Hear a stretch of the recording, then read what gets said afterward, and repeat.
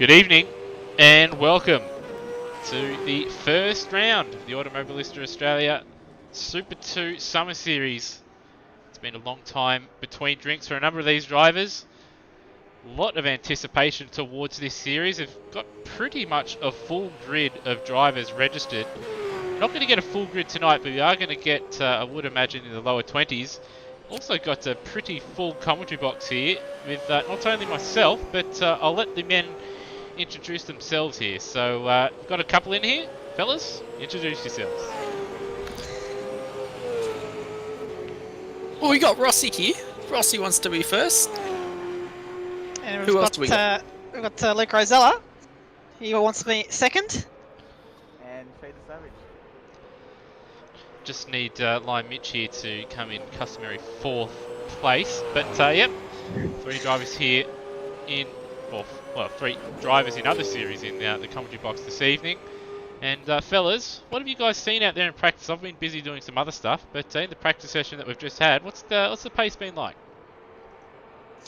Well, pretty red hot from the get-go, I reckon, Lewis. A lot of drivers just getting used to the cars from Oran Park, getting some tyre data, and yeah, getting ready for the race. I forgot how much laps it was, Lewis. How much laps is it for the two races tonight?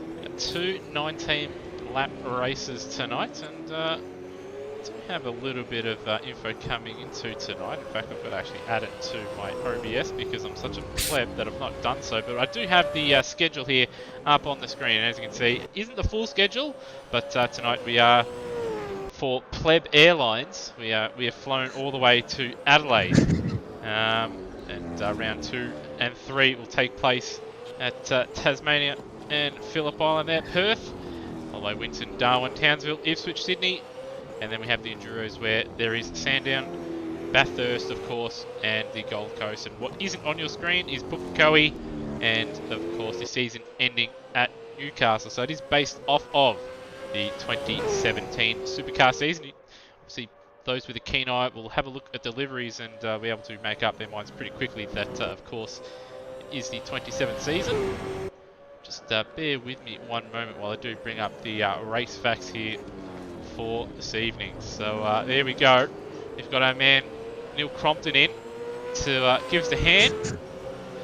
And yeah, two 19-lap races with 4 times tyres and fuel. Critical lap number is going to be around about lap 9 for the drivers tonight that do want to one-stop.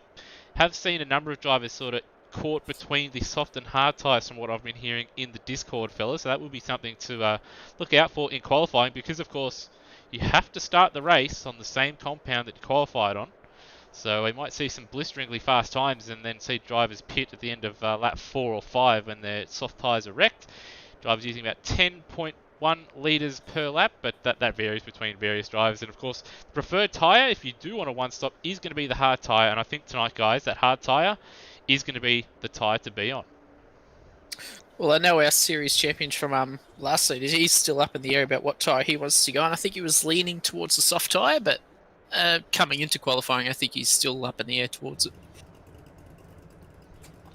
Yeah, so that is all the facts there from the Pleb Hub.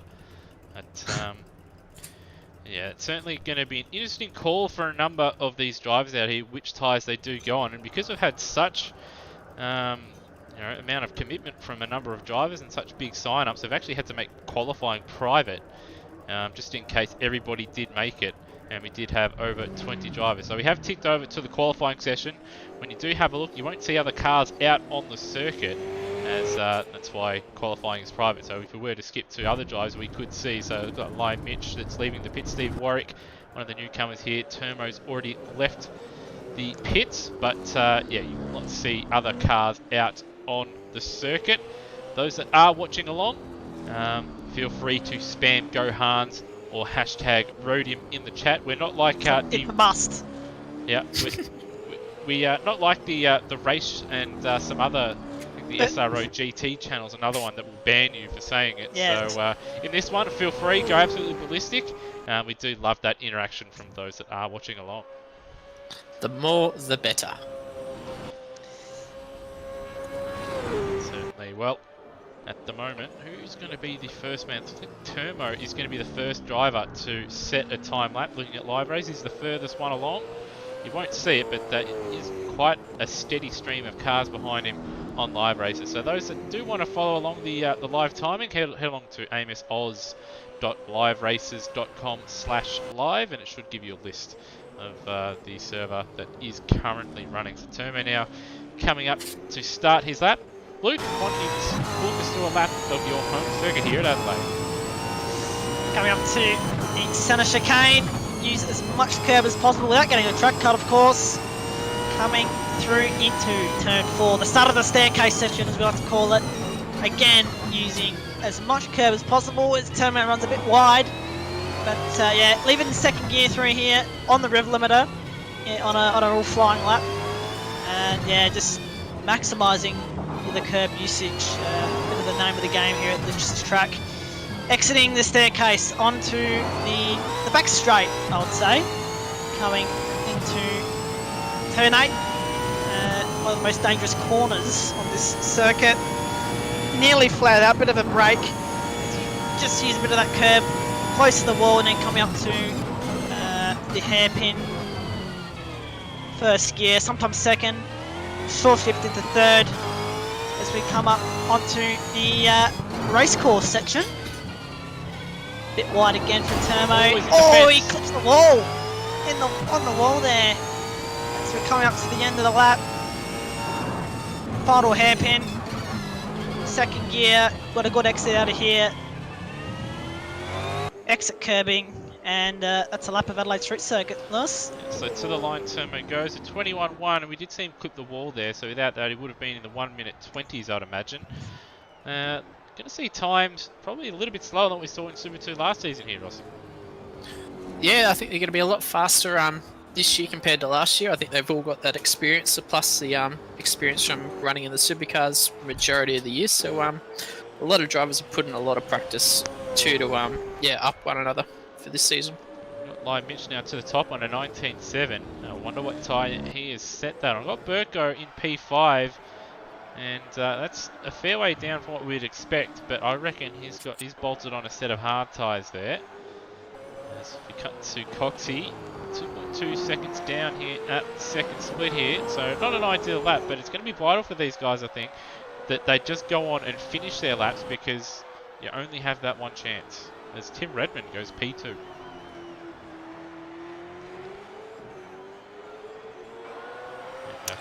Coxie now to the line, 1:22.1. So a number of drivers at the moment in that 21 and 22 range, and that would indicate, I think, that these guys are going to be starting on the harder of the tyres. Yeah, I'm just looking at live races. The fastest time it was set in the whole weekend was a 1:19.7 from Tim Redmond. So that's obviously on soft. So yeah, judging by that, majority of the drivers look to be starting on the hard tyre from about Steve Warwick down. Yeah, so if you want to play a long game in the race, you sort of got to sacrifice your qualifying session. Of course, running on the hard tyre, and well, we haven't seen it. We haven't seen it really sacrificing anyway, because basically probably everyone's running on the hard tyre. So it's not a real advantage really if you're running on the soft tyre in qualifying here. Well, it will be an advantage in qualifying, but of course they do have to start the race on those soft tyres, and from what I've been hearing, they only last 6, maybe 7 laps at most, and you're probably going to struggle to make it to the end of the race if you do start on the soft tyres. So we've got Lion Mitch with a big gap between himself and second place Tim Redmond, who's the form driver at the test night just last week. So see Justin Cecil now coming through the final corner here, and the GB Advam of his car to the line. He goes P12. Another thing I note with the soft tyres, just when I was mucking around with the practice test server last week, the drivers on the soft tyres definitely have that opening advantage. They can make moves where the hard tyre drivers definitely can't. So in those opening laps, it's pretty critical for those guys starting on the soft.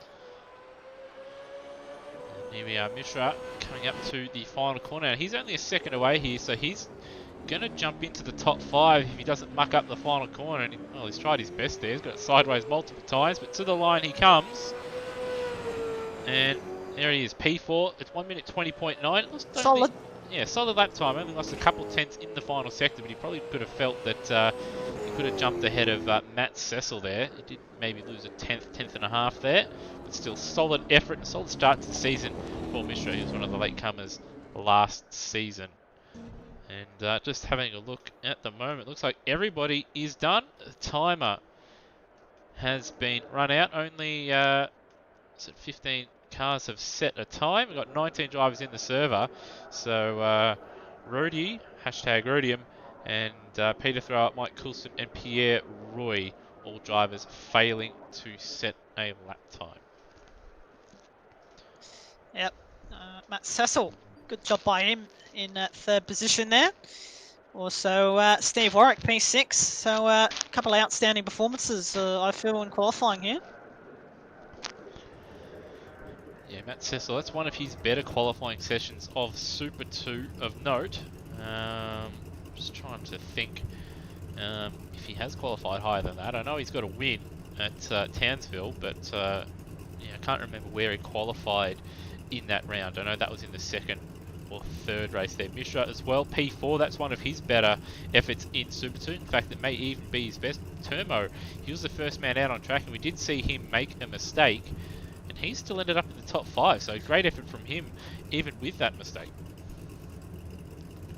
Yeah, so yeah, that's a pretty hefty mistake he made into turn 4. He could have lost a lot of time there, so probably proves that he's got a little bit of pace in that DJR Penske car, which is pretty much matching what happened in the 2017 season. We'll be hoping to... Coulthard got a fast start in that one and ended up in the lead midway through the first lap there, so he'll be hoping to replicate that. Steve Warwick, another solid effort. NZ Snipes in 7th.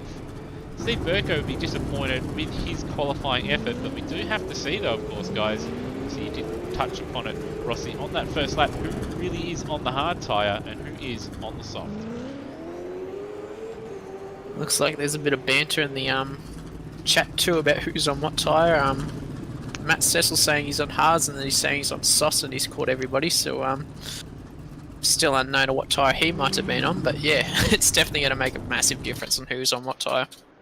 Yeah, so just a word of note as well is that in real life they do use the hard tyre in the Adelaide street circuit, while in AMS pretty much every time we've ran in the, well, any time we've ran a supercar around here, due to the way that the fuel rate was and the tyre rate was, everyone has just used soft tyres. So that would be why some of the qualifying lap records that have been set, Heaters! Yeah, the absolute heaters that have been set are significantly faster than what anyone's managed in real life. So you see drivers in 16s and 17s and even in the 18s as well, all significantly faster than what any supercars actually ever managed, because, well, they're on harder tyres in real life. Yep.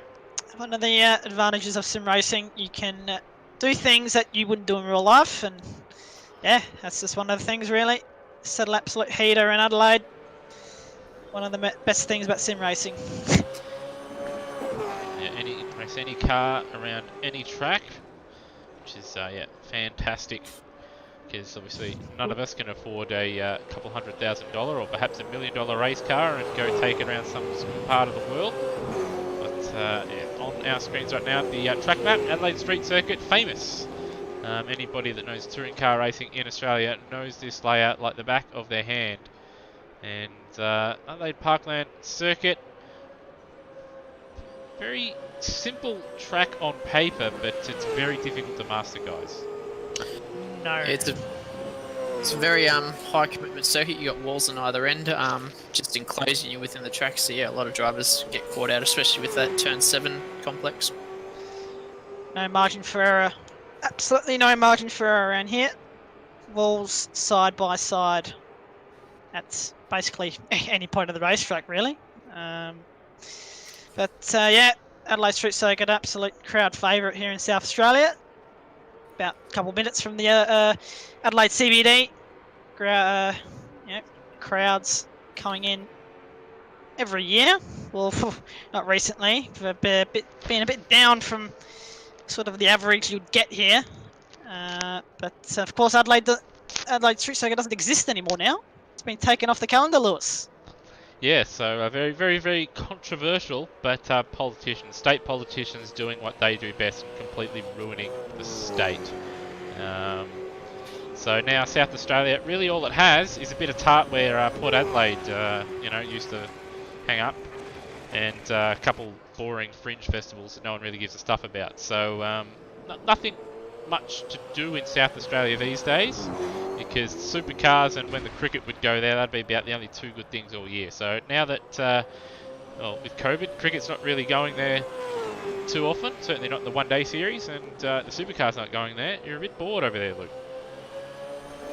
Yeah, well, we do have one racetrack or two racetracks left.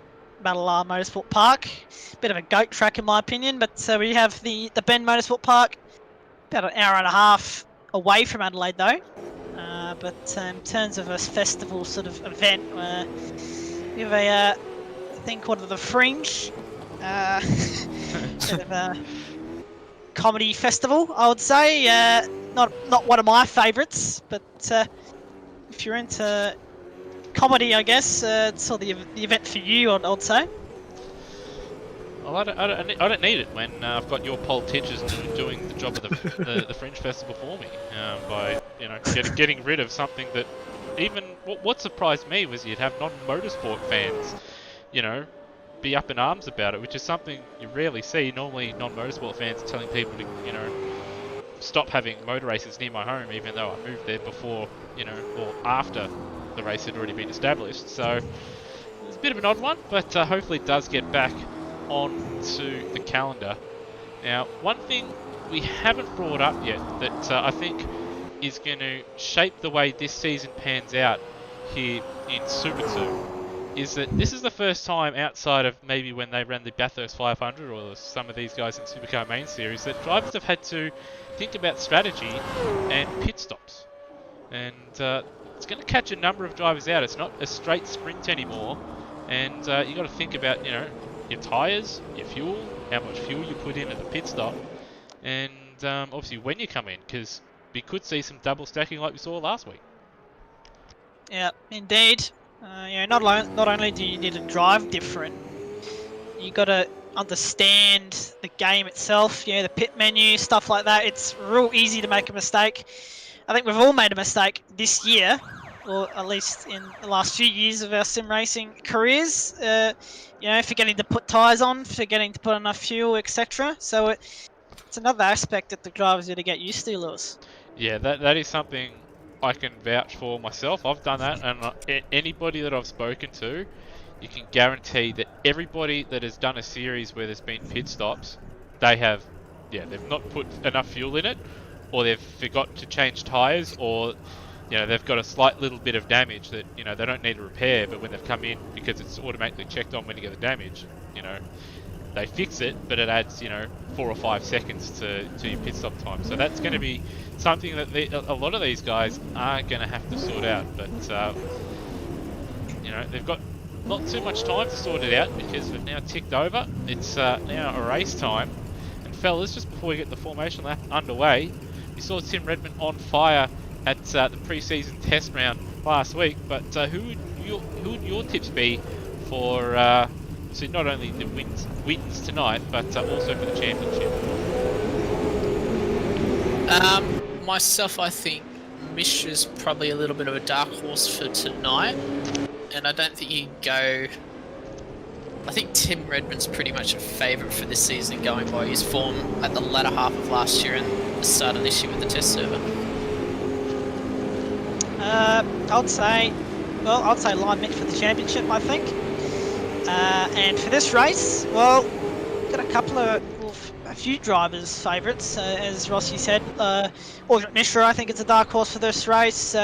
Steve Burko, he's had a lot of pace in the practice server and the testing leading up to the race, so I would say he's another favourite, I think, that come up through the field.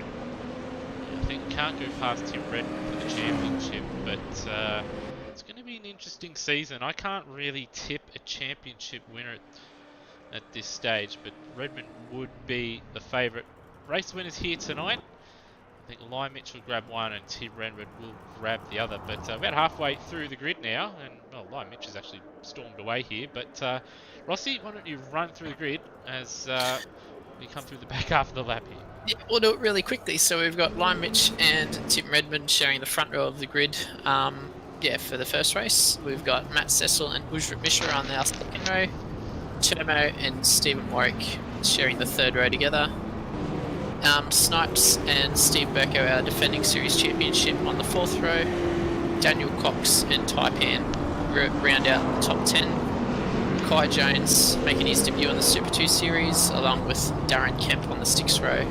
Justin Cecil also making his debut, along with Lachlan Lockie, which I believe is his debut also. Cheese and Cracker, along with Brody, Mike Colston, Pierre Roy, Peter Thrower, and Pierre Roy rounds out our grid. And Pierre Roy also, I think, will debut here in the, at least in the Super 2 series. He did race in the AMSOZ Bathurst 500. So drivers now forming up onto the grid, and we're going to find out fairly quickly, I reckon, who's on the soft and who's on the hards.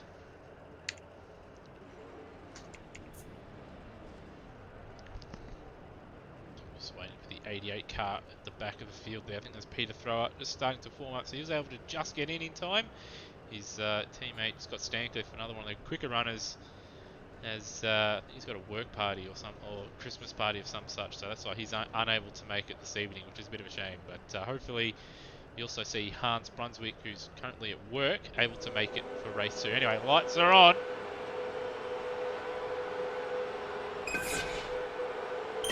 And the Summer Series is away, and it looks like Lime Mitch has got the ideal start. He's going to take the whole shot into turn 1, but behind him though, it's anybody's guess.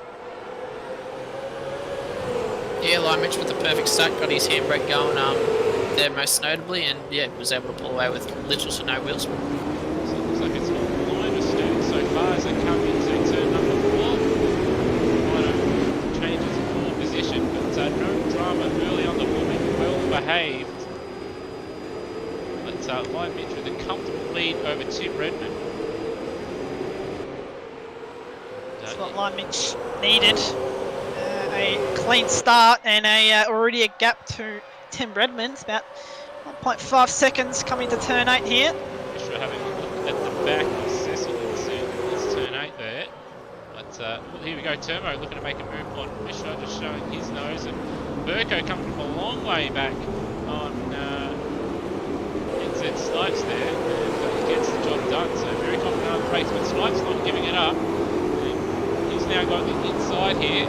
Burko trying to hold on around the outside, and they've got Daniel Cox for company, but Burko getting that position and up into P7. But already it looks like there's a bit of a roadblock behind Tim Redmond. I kept the camera on the turn 7 entry. The only driver that I noticed that might have hit the wall was Taipan. He ended up getting overtaken by the driver in front of him, which is Lachlan Lockie. Mishra looking to make a move at 4. Cecil gives him the space, and it's compromised both of them just a little bit. Cecil going defensive again into 5, and this is allowing Redmond tries to sneak away, and Cecil's just overcommitted a bit there. He's run a little bit wide. So in the end, he's going to live to fight another day here, but battling hard early. You see Steve Warwick in the back, getting a little bit sideways on the exit. That'll compromise him too much into turn number 8, but perhaps into turn 9. So two squeeze, battle it out. Back over the wall! In the fence. In the fence hard there at turn 8, and so they're going to make a move on Steve Warwick. Cecil's off, and he's able to bounce it over the curbs, but he's going to hold on to thirds. That's exactly what Redmond wants. Lime Mitch has checked out. I wonder if he's on the soft tyre here, guys, and if he is, he's going to have to stop at least twice, maybe even 3 times to make that work. Well, if he's on 2-stop strategy, Lewis, just have to charge it, make a gap, try make a gap big enough to check out Tim Redmond, who I think is on the hard tyres. Yeah, Redmond driving as quickly as what one would expect, but still 21.7 for him. And yeah, that would definitely indicate Redmond is on the hard tyre. It didn't look like it was sideways anywhere. Oh, and that's Mishra a little bit wide. He's grazed the tyre bundle on the exit there. And Turbo just starting to just pressurise him here. And starting to worry him. That said though, Mishra to also get by Matt Sisson. Fair train though behind Redmond, so not too much feels red behind that. But Lion Mitch has checked out on Pleb Airlines, and that's someone in the fence there. I wonder who that was, who's got damage on the left side of their car. Jones.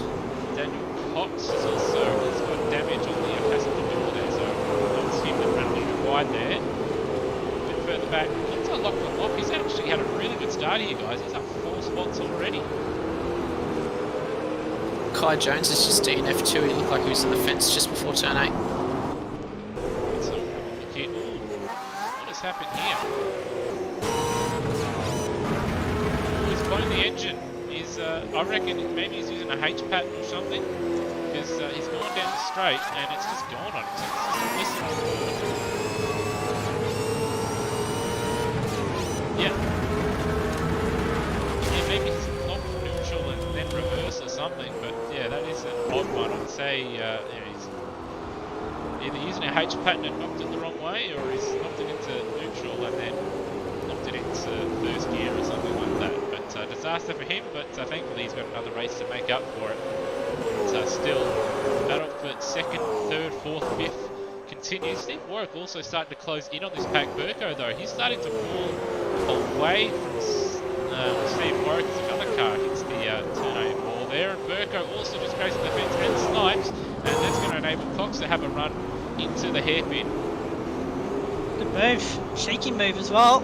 Taking advantage of the mistakes in front of him by NZ Snipes. And that is 8th place for Daniel Cox. Well done. A little bit of a nudge though in this corner, but yeah, nice move from Cox here. Now he's going to try and burn the next Falcon down the road. Ooh, and Snipes deep at the final corner. What a contact there. It looked like it was a very awkward moment for the two of them. So Snipes late on the brake. Yeah, he has given a bit of a serve there, and then he just got out of the front, so he didn't take advantage of that one. A little bit further back, Taipan now starting to come under a bit of a... Well, actually, no, Taipan's actually got by Lock and Lock, so Lock and Lock on that last lap at 25, which is about 2 seconds slower than his personal best, so he's lost out to Taipan there in 10th place, and then also Energy Racing Falcon. Redmond, guys, 21.7 last lap. Lion Mitch, 20.1. Oh, no, sorry. No, 20.4 for Lion Mitch and 22 flat for Tim Redmond. So 1.5 seconds quicker. Lion Mitch is charging. He's charging. Now, the next couple of laps are going to be interesting now. I was just having a look here. Richard Mishra in P4. He's got the cog next to, or just above his name there. That would indicate in AMS that he's come into the pits possibly. So if that's the case, he's got a lot of work to do in the back end of this race. Now, does he come in? He is coming in. He's gonna cool-tart it. Oh! He's cool-tarted it. Coming a little bit too hot, and he stalled it. He's stalled it. He's gonna have to get it going. So started. All that great work he done. Yeah, all that work he's done. He's thrown it all away, and it's gonna make things doubly difficult for him. And that now frees up Turmo to start putting more pressure on Matt Cecil in front. And I got Lion Mitch though, he's storming away. 8.2 seconds out in front, but when does he have to come in? Yeah, just go back to Richard Mishra. It's just such an easy thing to do here at that pit entry on the dirty side of the track. And quite frankly, it's a hard braking zone, as it is anyway. It's straight after a corner. And yeah, not a short run to the corner in the pits, so yeah, it's quite an easy thing to do. I think that's something just about everybody that's racing this track more than once has done as well. Just come in, whether it be a practice session or a race, you try to, you think you can carry more speed on your way in, but you've got to brake as you get adjustment, or as you go through that little right-hand kick. Mitch is in.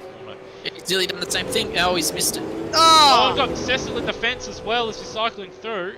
But we'll cut through and see what Lime Mitch has done, and then we'll cut back and see what Cecil has done. This race is going off.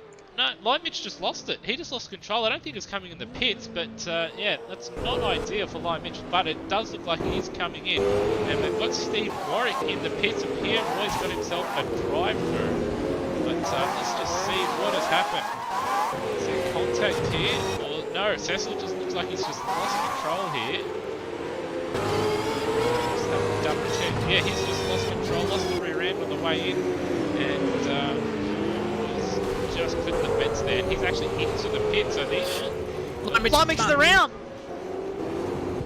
where is he? There he is. He's going to lose the lead here. So Oh no! So he's on the softs, and that's race done. He's going to get back to the pit slowly, but it'll be a rear left tyre, and he's going to struggle because most of the corners are Oh, he's right-handed. around at turn 8! Oh, and that's going to be awkward for these guys. Oh! And, well, Lime Mitch comfortably leading, and the soft tyre has not worked for him, and he's going to try and reverse it back to the pits, but Redmond now comfortably into the lead. Oh, don't do that. Just stop the car, Mitch. Yeah, he's going to have to go forward here. You're not going to be able to reverse it. Yeah. Oh dear, it's just gone from bad to worse for Lime Mitch. Had such a brilliant opening stanza to the race. And Went one lap too many. He's just played the risk versus reward game, and it's just not in his cards. Risk versus reward, and he's come up failed. So you might as well park it here. big F You in might the as well chat. park it. Big F in the chat.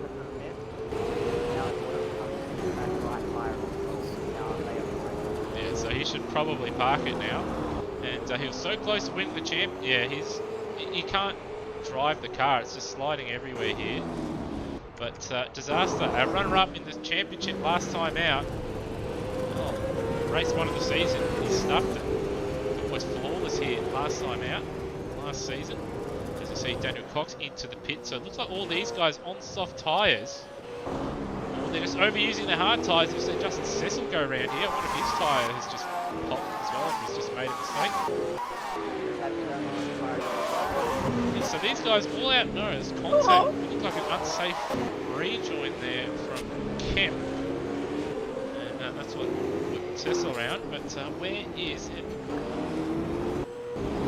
Turbo struggling to get back to the pit, so it looks like these guys just gambling on soft tyres, guys, and well, they haven't tested it, and they're learning the hard way here as he goes around again. Ah, in the fence. Wow, this is unbelievable. Everyone absolutely dying on the soft tyres. It's not working for them. Well, they had extra time in the practice session. They've had a server up all week to test this stuff, but no. They want to get on the soft tyre. They want to go fast, to quote Ricky Bobby, and they've gone fast, and then they've burnt their tyres out. Well, they are race drivers, and they love going fast and using tyres, so they've gone to their own detriment there. Yeah, so that leaves Redmond, Burko, and Snipes first, second, and third. Wow. What was that, Pete? Taipan is also on the hard tile. Yeah, so Taipan doing a good job as well. NZ Snipes, he wasn't really expecting to be this far down the road, but he's obviously done the smart thing here, whacked a set of hards on, and he pit at the end of this lap, and you've only got 9 laps to go. They're at the critical point where they can pit now and get to the end here.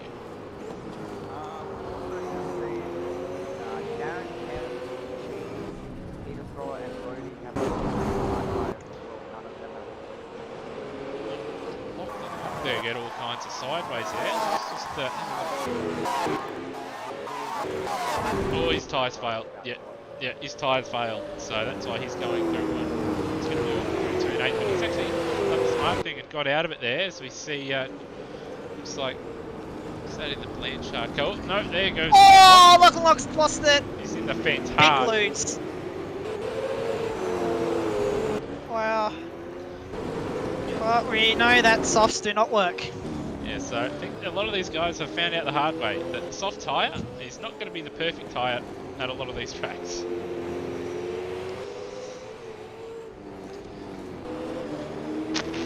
Oh, look at this big battle pack.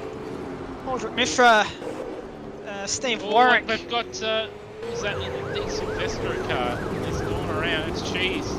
It's, what Mishra did in the pits, but yeah, Mishra at the head of the pack. He's ahead of the other car that stopped early in Steve Warwick. And Daniel Cox is too far away. Cecil's also recovered after his pit lane entry shenanigans, and he's right behind this group as well. Also got Rody there in P11 as well, so Rody's doing a good job here. And Pete, could you correct me if I'm wrong, he's pitted yet? Yes. Yeah, so Redman in the pits, guys. Race leader in the pits. I would be guessing yeah, to be Burko fitting in. a fresh set of hard tyres. Yeah, you'd be absolutely bonkers whacking a set of soft tyres on. Got Burko in. Snipes is actually going around again here. So he's confident in his hard tyres and his fuel that he can do that extra lap. And Taipan also going around again as well. Yeah, if I was NC Snipes here, I would try fit the soft tyres, because we've seen, give or take, soft tyres lasting about probably 9 to 10 laps, maybe probably less, or minimum 8. So if I would like to catch the leaders, NC Snipes, I would fit the soft tyres on. And you only have to drive at 80% to make up that time too, so you don't have to push to the full limit for soft tyres. It still though is, you know, everybody that's had the soft tyres on, when they've got to lap 7 or 8, they've failed. Generally on lap 7 they've failed. I don't know, it's going to be an interesting call, but he has opened himself up to that option, but he would have to drive it much, much differently and very, very easy on the throttle. But He's also currently offering first position. So I reckon he'll be playing the safe game. is it? I thought he got one at Barbagallo. That might have been John McDonald. Yeah, so might just play the risk versus reward game. Don't take the risk. Put hard tyres on, because he's got a sizable gap over the car he's battling for 4th place, which is Taipan, who's also yet to pit. So just whack the tyres on and just go to the end, and you pick up a solid 3rd place and a great start to the season. So Taipan into the pits, as we hear someone raging in the background there. And Redman, comfortable lead over Jim Mishra, but Mishra will have to pit again. His fuel's not going to make it, and neither will his tyres.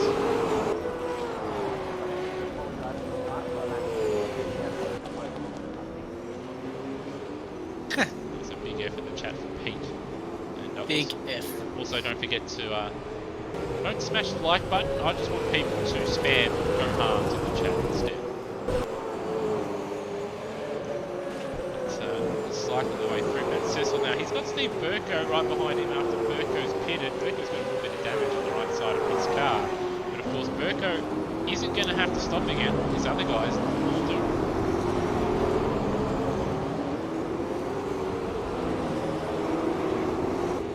And Mishra, after making his mistake into the pits doing the Kunthard, he is actually back into 2nd now, so he's made a pretty smooth recovery, but being helped out by a lot of the guys with soft driver issues. And Steve Warwick going for a bit of an adventure there. Exit of this turn 7 there. The Freightliner entry, Brad Jones Racing. This is his first race in Super 2.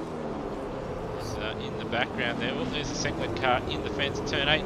And Snipes has actually made up quite an amount of time on Steve Burko in this whole pit stop sequence. So Burko probably knows that he's not really going to catch Tim Redmond down the road, but he's going to have to watch himself, because he won't want to lose too much time. But then Snipes obviously lasting an extra lap, so he'll have better tyres towards the back end of this race, and he probably won't catch the back of this little train here. So Burko just got to keep an eye on the car behind, because he's coming and will have better tyres for the back end of the race when he fights his way through this queue of cars in front of him. Yeah, and it'll be a massive significant difference. Even just that one lap, like 4 times the wear rate, it makes a hell of a difference. So yeah, like you said, Steve Burko, they have one eye forward, but he's going to have that one eye back, because he will come under threat if the lap times keep slowing up for him. And looks like Mishra in second. He's just broken away from Warwick. He's very, very wide there, and he's doing all he can to keep Daniel Cox at bay. And Burko's immediately caught up to the back of his queue, while I think Cecil's made another mistake somewhere because he's accrued a little bit more front end damage. He's also dropped off the back of the queue, as well as Warwick's in deep and in sideways. He's managed to stick it out and not fence it, but certainly not ideal for his size. A bit further back, Coxie now coming under threat. Steve Burko has all over his rim. Yep, Burko looking very racy here. P5 looking to get P4 from Coxie as we have a yellow flag. And someone's entering into the pits by the sounds of it. If I was one of these guys here that are two stopping, I'd be pitting. I'd be trying to get the undercut on these guys that you're racing, because you're not going to make your tyres last from where they are, and they're going to have to stop for fuel anyway. So pit now, whack softs on, and they might undercut them. So if I was Daniel Cox or if I was Warwick, Burker on the outside of Coxie. Oh, beautiful. Wow. And that's a difference in tyre life right there, I'd say. But, let's grab a replay of that one, shall we? Times, it actually looks like all these drivers in the front, Mishra, Warwick, and Cox, actually some hard fires. Right. The problem for those guys is, though, Pete, is their fuel, when they pitted, their fuel's probably not going to last them. So they might find themselves...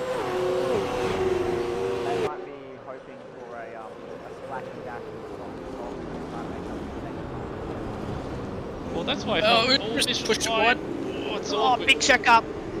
Warwick having a look, Burko just trying not to die in all this sequence. So that's why if I was one of these guys, if I was Warwick, Cecil or Daniel Coxie, I'd be in right now, whack softs on and just go. It looks like Warwick is actually going to heed that. He's in, and so's Mishra straight away. And Burko is going to jump up as Warwick's Steve wide. Warwick hits the wall. He's in the fence. That looks like Coxie and Cecil all staying out, which I think is going to cost him in that little battle pack of theirs. Oh, and Steve Warwick got held up there. It didn't look like he got the He's in the wrong box. on the wrong box. He's gone to the wrong pit box. How did he make that mistake?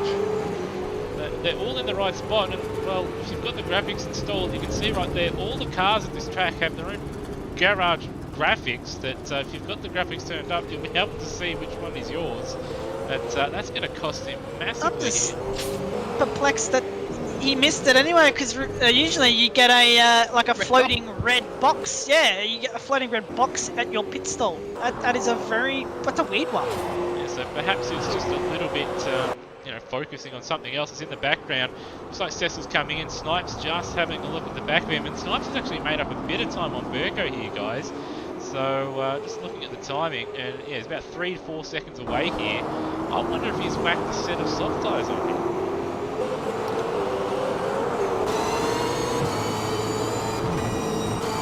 Looks like Snipes knows Cecil's coming in, so he's backed off just a bit.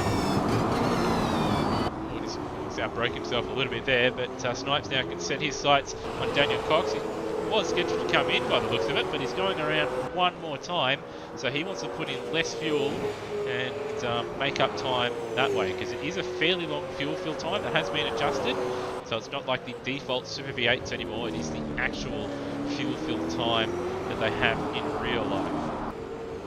As you see, like Mitch down in 18th place at the fastest lap on a 19.1, so safe to say he's whacked a set of soft tyres back on. Unfortunately for him, it's not Record run. It's you don't get extra points for fastest lap of the race. Yeah, just maybe doing a test session, getting some miles. Nothing wrong with that. Having a dip. Having a dip. Yep. Just having a look at NZ Snipes' last lap times. He did a 1 minute 23 on the previous lap and a 1 minute 21.9. So it's a fairly slow lap to be doing it on soft tyres, but he may be going at a sort of 80% rate to make it to the end. Right behind Daniel Cox. His pits are ready. Oh, he's in deep, and he's just going to avoid the fence there. And he's flashing his lights. I think he's trying to indicate that he's coming into the pits. Which, There he is. Is he going to do a full tard here like we're seeing a number of drives? No, he's able to pull it up in time, and hopefully he's able to bring it in, and yeah, he's going to go straight into his pit box. And that brings NZ Snipes now into 3rd place. He's played the strategy card right here, and he's going to get himself the podium here because he's got a sizable gap over Turbo, who's now going to jump up into 4th place as Lime Mitch sets another fastest lap of the race, setting heaters. He's got no bonnet. He's got no chance of a good result, but he gets fastest lap of the race, and he's pestering Turbo in P4. Yep, the only man under the 1 minute 20s. Lime Mitch. He has to start the next race where he finished this one, so he's got a bit of work to do in race 2. Yep. Well, we've seen a number of drivers gain quite considerably from their starting position. Peter Thrower, he started last, did he, Lewis, I think? Yeah, he's at the back and there. He's up to 10 spots. P9, yeah. And another one, Darren Kemp, he's up 5. He's got Mishra's having a look here, so this is where the big battle pack is right now. So you've got Mishra and Cecil, who have 2 stopped, and they're battling, or trying to battle their way through Peter Thrower and Darren Kemp, who I think have only 1 stopped here. And Oh, Mishra of the big dive! he's having a dip. And, well, he went in too deep and he's lost the place to Darren Kemp. All in vain for Aldrich Mishra. He's got to try again. Cecil having a look as well, but had to back out of it. Kemp hasn't had a good run though through Oh. turn 8. He's having to go defensive. Up the inside goes. Oh, he's not going to fit in there. Yeah, sort of angled his car, made it awkward for Mishra. Kemp is one of the more difficult men to pass. But around the outside, Mishra, here he goes. No way. On the fresher tyres, gets the He's job done done. it. Oh, he's He's right done the out job. sideways, and now we've got Cecil, who's right behind Darren Oh. Kemp. So that is fresh tyres compared to a set of old ones. Wow, that's something like that just doesn't work there. Usually you get fed into that tyre barrier there, but Aldrich Mishra, the superstar moves here at Adelaide. Great job. Yeah, absolute big gun. What a move. Around the outside, around a place you wouldn't expect. And now Cecil wanting to get that job done. Kemp not going to make it easy. Cecil, Oh, don't. Oh, he's going to try it around the outside. Oh, throw a little bit wide there in the background. It's a little bit further back. There's a little bit of change of position between Rhodey and Cecil, who's gone around the final corner, and he's off doing God knows what. So what has he done? He's just looped it and gone backwards. I don't know. I think he's got a puncture of some sort. So now he's out. But well, after that, Mishra's just blown the doors off and away from Darren Kemp. So we'll have Cecil into the fence. That's Kemp now. First real main battle on the circuit left at the moment. And we know mistake. And Kemp is, a difficult man to pass here. Cecil having a look, but that compromises run. Compromises run. So now he's going to try and set it up. They're not really going to get it done at the first chicane here. So he's just got to stick close through the chicane at turn 3 and try and set something up at turn 4. Just going through centre chicane. Cecil nice and aggressive with the curves. He's got a good run here. Kemp going to go defensive. He does. And, well, it's another successful defensive move by Kemp. Doesn't get the nose in. If Cecil had got the nose in, he might have been able to set something up. Turn 5. And Tim Redmond has come home. We've missed it, sorry. But Redmond comes home a commanding victor here in this one, continuing his hot form from the test round. And he's going to finish 17 seconds or so. Now 16.9 ahead of defending champion Steve Burko, who also played the strategy card, and NZ Snipes as well. Raced on the hard tyres, wasn't the fastest guy on the circuit, but played his cards right and earns himself a very well-earned podium. Good job. And Turbo, he'll come home 4th. Bit of a disaster early on for him, but he's able to sort it out through some really nice and consistent driving, stuff that you do expect when he's not getting punted off the road by other people. And Taipan. great result for him. P5. And Taipan, yep, another one up 5 spots, and a solid P5 for him. Coxie will come home ahead of, I think, the first of those 2 stoppers. So he stayed out later than Mishra, who's I think is just locked up and blown his engine there. But he'll come home in 7th place. Mishra was probably the fastest of those bunch guys, but just mistakes and key errors just costing him in the end. Yeah, it's what could have been race for him, especially after his pit lane incident. Yes.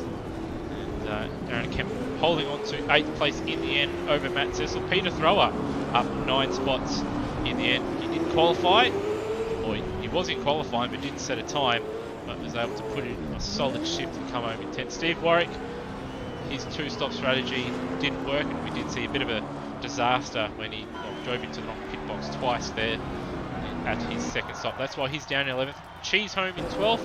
Rhodey home in 13th. Could have been a shout for a top 10, just didn't quite have that little bit of extra pace, but still solid 13th place for him. Pierre Roy on debut home in 14th. Coulston home a lap down in 15th, followed by Lachlan on debut, who I think he had a puncture as well in that one. Justin Cecil, late retirement. Line Mitch 2 laps down with the fastest lap. And of course he did have mega ABS and traction control, according to Scott Nolan in the chat. Cracker, the second of the retirements, and Kai Jones was the first. Well, that's fairly entertaining opening round to the season. Obviously the battle for the lead was decided, I guess, at the first round of pit stops, but outside of that though, some good racing up and down the field. Yeah, some very good racing. A lot, like most notably the top 5, they all made a position up to get into their positions. Steve Burko probably one of the biggest position gainers, going from 8th to 2nd. So a good start to his defending championship campaign.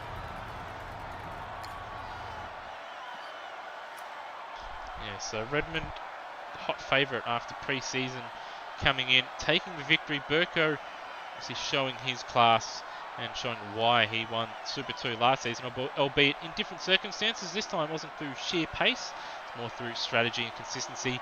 And NZ Snipes picking up a fantastic 3rd place for him. And yeah, has to say, he started his season off with a bang. He was quite keen for the start of the season, and he's immediately been rewarded with a podium place. Yep, like you said, Lewis, play the strategy game, and the race will come to you. And strategy and a bit of luck as well. Some few drivers making mistakes in front of you, and you will get a good result if you stay out of trouble.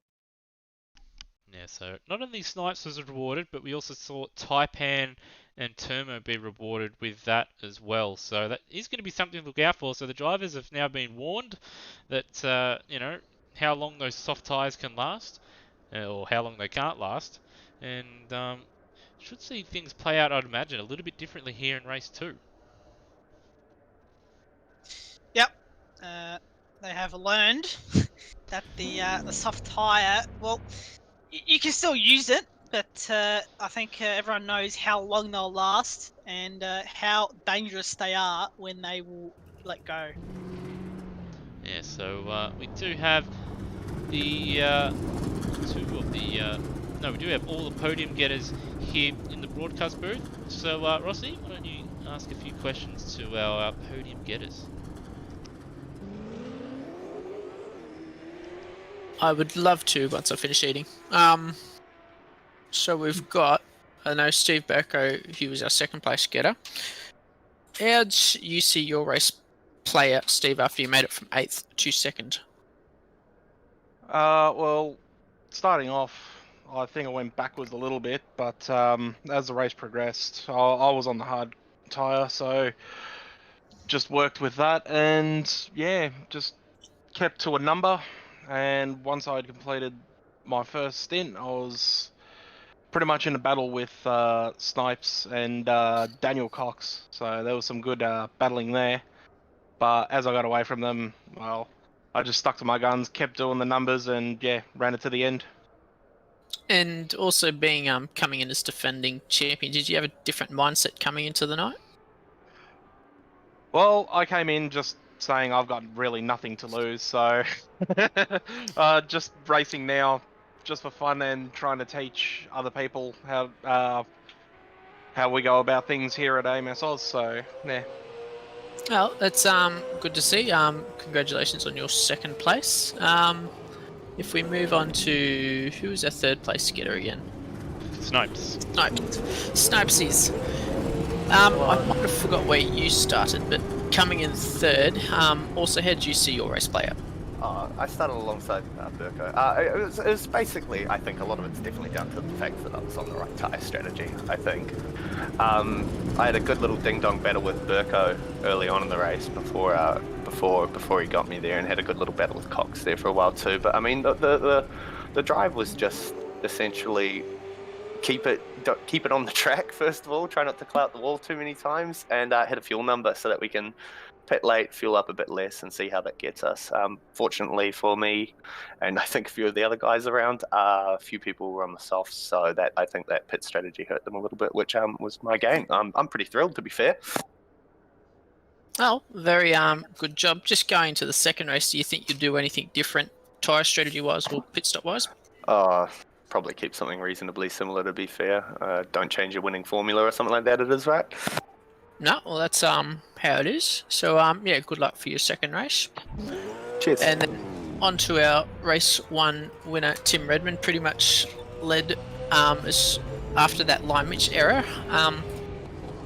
But same with you, how did you see your race play out from the lead after that line Mitch error? Well, after the line Mitch error, it was just try and stay in front, put in some reasonable lap times, and keep my nose clean. And I think for the most part, I managed to do that, minus a couple of little brushes with the wall. But no, it was I was pretty happy with the result in the end. But going back before that, Rossi, off the start, I knew for some reason that I was surrounded by a bunch of people on soft tires, so I had to try and keep it in front of those who I could keep in front. Obviously, going much straight away at least for the first couple of laps. Yep. On another side note, you're probably one of the favourites for this championship coming in after your back half of last season. Do you think you'll do anything different now, just getting a race win under your belt heading into the next couple of races? To be fair, I think there's a bunch of new challenges for this one. So for me, I just want to try and keep things reasonably simple, and keep my nose clean, as I said before, and just drive ahead. I know I'm not necessarily the fastest guy out there for everything, but I just want to try and finish consistently, finish high. Beautiful. Congratulations on your opening race win for season 2 of Super 2. But best of luck for the second race, and that's our Podium Getters for race 1 there, Lewis. Cheers, Rossi, and of course, well done to our Podium Getters in race 1. But now it's going to have to contend with the second race. There'll be a number of drivers out for a bit of redemption, and I'm sure a number of drivers scratching their heads a little bit to strategy-wise, because they might not be confident to run on alternate tyres. So you can see a number of drivers maybe take a risk with the softs, or we may see everybody just go for that one stop on the hard tyre. As we see, Luke Rosella tried to flame me in the chat, but he can get stuffed. He's only got one championship here compared to my 2 or 3, so he's just a has-been. But Yeah, right. anyway,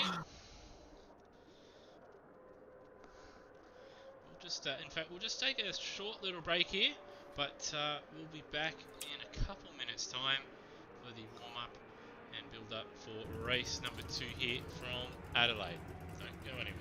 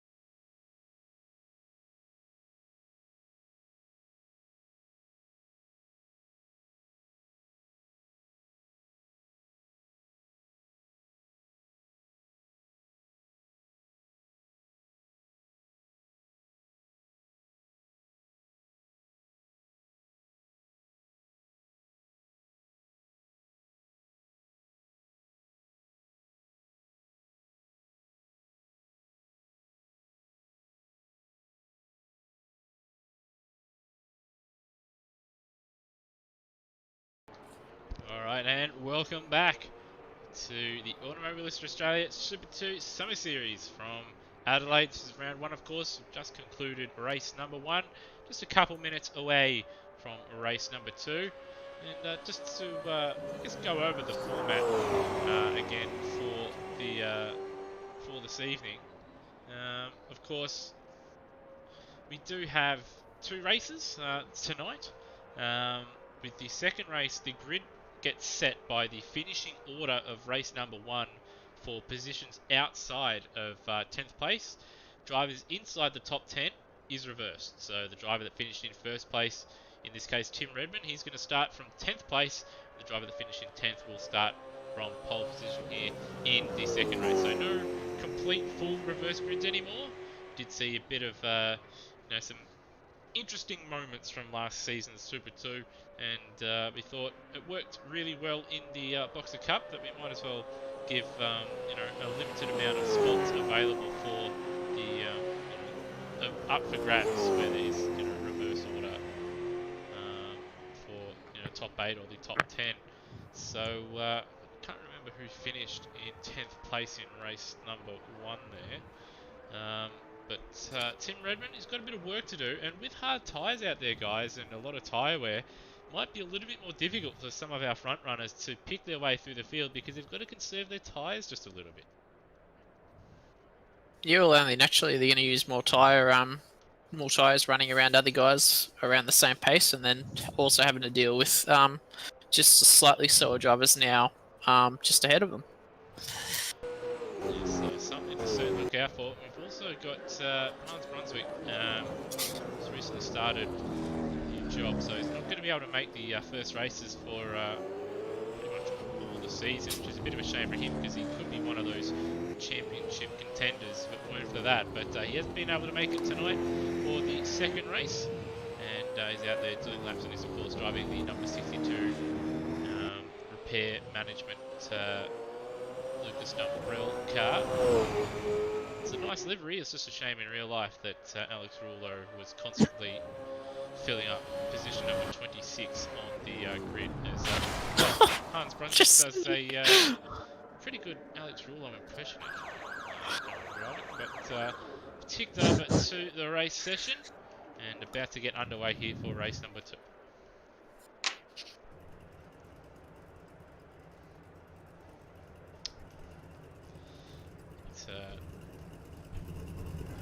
One thing that is actually quite impressive, so Peter Thrower didn't set a time, of course, in qualifying due to a track cut or got in a little bit late, but due to his fair effort in race number 1, I think he's up 9 spots in the end.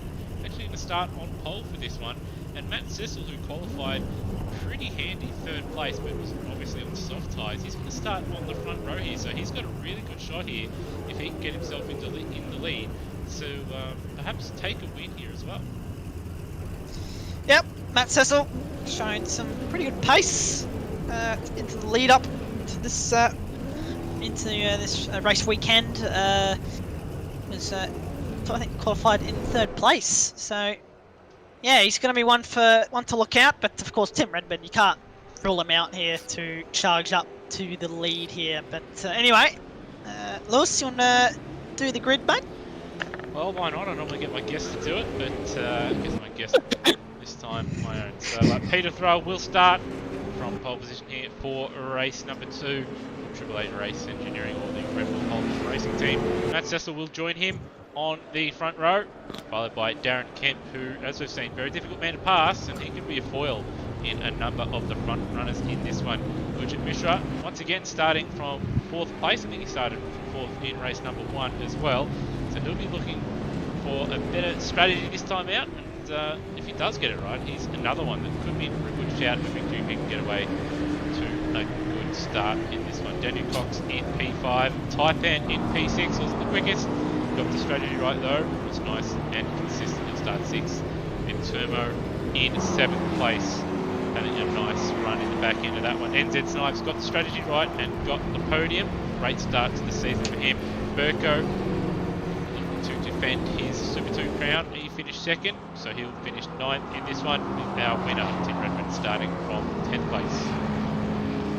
Steve Warwick in a bit of a nightmare the back half of race number 1, but he's going to start in 11th place in our front runners, and hoping to follow those guys through the opening stages. Cheese will start from 12th. Rhodey will start in 13th place. Solid points for him. Then we have Pierre Roy in 14th on debut. Mike Coulston in 15th. He's saying that Nissan Lachlan Locke is a fast starter last time out until punctures ruined his race. He'll start 16th. Justin Cecil, late retirement in the last race. And Lion Mitch, who blazed away early and then blazed out with double punctures and ended up to 3 laps down there. So look for him in the opening stages. We know he's very, very quick starting wherever he starts, whether in the front or the back. He's quite aggressive on the opening lap, so you expect to see him towards the back end of the top 10 by the end of the first lap. Cracker is one of the non-finishers in race number 1, as is Kai Jones. They will start 19th and 20th. Then of course Hans Brunswick will start in P21 after not contesting the opening race of the season. Big grid. Yeah, big grid, 21 cars. Cecil's already got a bit of an angle going, so he wants to get a good start and chop the nose of the Red Bull as Mike Coulston goes for, well, I think he's almost done a Fizzy Keller there. He's definitely well out of position. If that counts as him being in the grid, I'll be surprised, but you never know. Looks like Jim Fisher's a fair way ahead in his box as well, so these guys don't know how to line up. Number of drivers. But the lights are on anyway.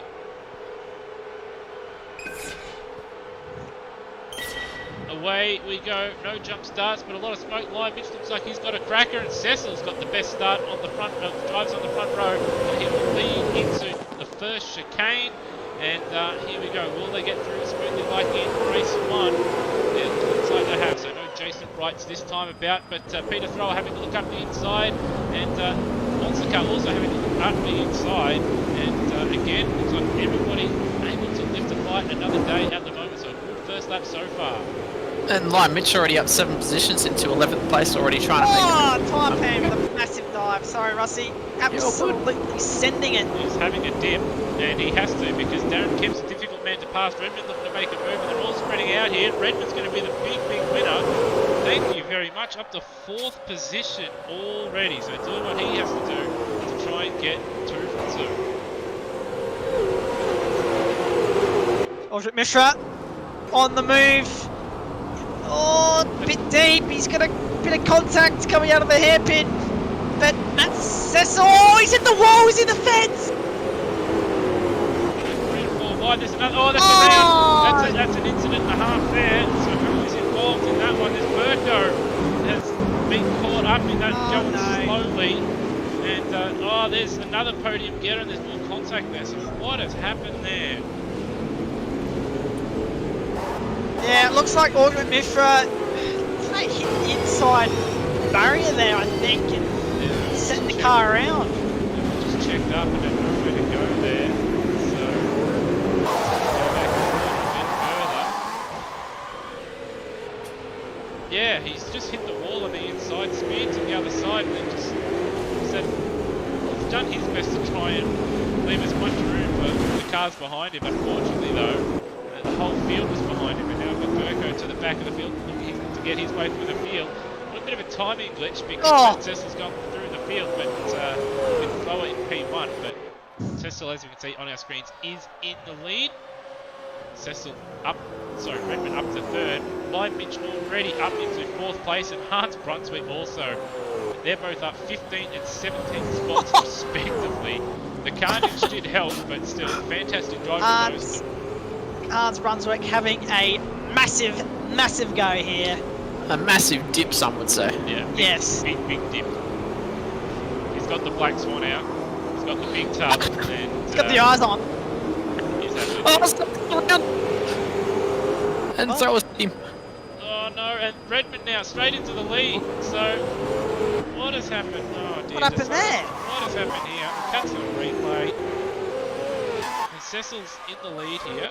Oh, he's lost it. He's lost it at the penultimate corner. He's done it all himself. Throwers had nowhere to go because he couldn't quite turn in. And now Redmond, well, he's won this race.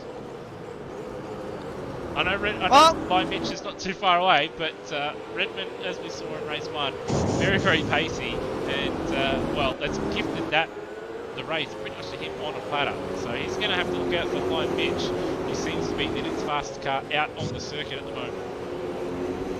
Well, anything can happen, Lewis, so don't get too excited, mate. But yeah, No, it's in the bag. It's in the bag. Book it. The bookies aren't even. It's $1 at the moment. You're not even going to get it back here. So. Nah. you've lost your money. It's all gone. Yeah, it's all over. But Yeah. we've got a battle here between Mishra and Warwick into turn 8. Warwick having to yield, but Mishra losing the rear end, and we've got second of the Nissan cars there, the fence in the background.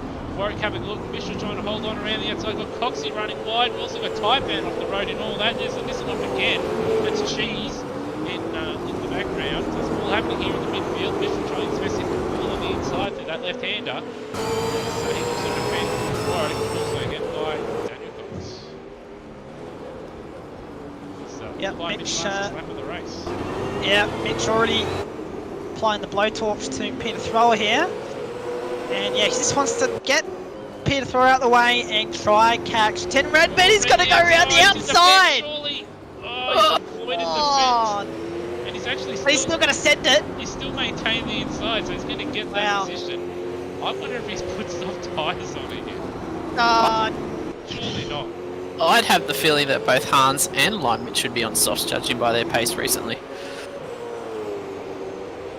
So Hans now has got by Cecil. Hans wants to get by Peter Thrower,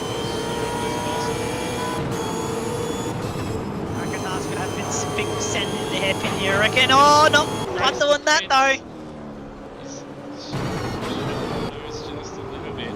But these front guys are absolutely gone. They've cleared out from Darren Kemp, who's in P6. Kemp's actually just driven away a little bit from Coxie and Mishra, as well as Warwick, who's Warwick's lost the rear end on the brakes there. Wrinkle's caught out just a little bit from Mishra, who's run wide on the exit of the hairpin. And again, they're going to go side by side. Warwick's going to try and go around the outside. He's not going to get it done there. But all this battling is just, well, it's helping Coxie out. It's also helping Kemp out. Oh, side by side for P4. No, P3, sorry. Mishra's on the grass as well, just a bit further back. We'll have a look.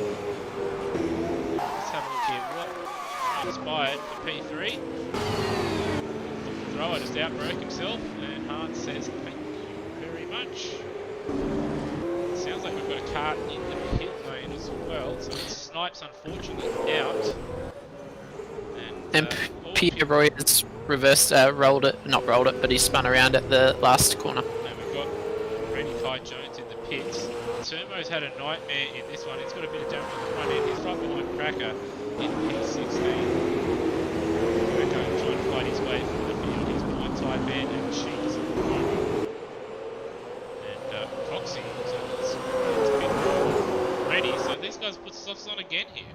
Might have been the smart play to put on hard, but no, they're going out there and just having a dip. The front though, line Mitch 2.3 seconds behind Tim Redmond now. And all this happens in there is just raises the wall. Exit there. Yeah, I think there's going to be a bit of a marginal gain from Mitch here, because I think Tim Redmond ran a bit wide coming into the hairpin just before going on the race course. So let's see the lap times. 21 flat. Wow. 7/10 of a second, so 2.5 seconds between first and second. In fact, it looks like London's just a little bit there in the final second. So Hans 21.3, so they've both went faster than Tim Redmond that lap. And that's in the hard tyre range as well, that 1 minute 21 mark. So yep. If they were on sauce, they'd be going a little bit quicker. And also at this stage, they're probably a little bit more sideways than because those rear tyres will be cooked. So they're both in this race, so perhaps I've got my call wrong, but I still can't put any money outside of Tim Redmond at the moment. Looks like someone's had a big crash at turn 8. That's Cracker. That car is toast. That car is toast. He's got wheel damage and he's out. Right in front of the leader. As a leader, you do not want that. A lapped car. Well, you don't want a lapped car in front of you anyway, but a lapped car having a massive accident in front of you, you don't want. Yes. Mitchell want a bit more lap traffic to help close the gap between himself and Redmond. Gap 2.3 seconds, hasn't really made too much headway on this lap. Looks like 21.5 for Redmond, 21.5 behind Mitch. Hunt's runs at 22.1, so I think he was a little bit caught out. Cracker going up there. Well, his full commitment from the first chicane. Darren Kep still holding P6 here. He's doing a good job so far. This is Pete the thrower, and Cecil also just starting to recover. Oh, that's Hans, he's around, he's in the fence! Oh no! Oh, straight in front of Matt Cecil.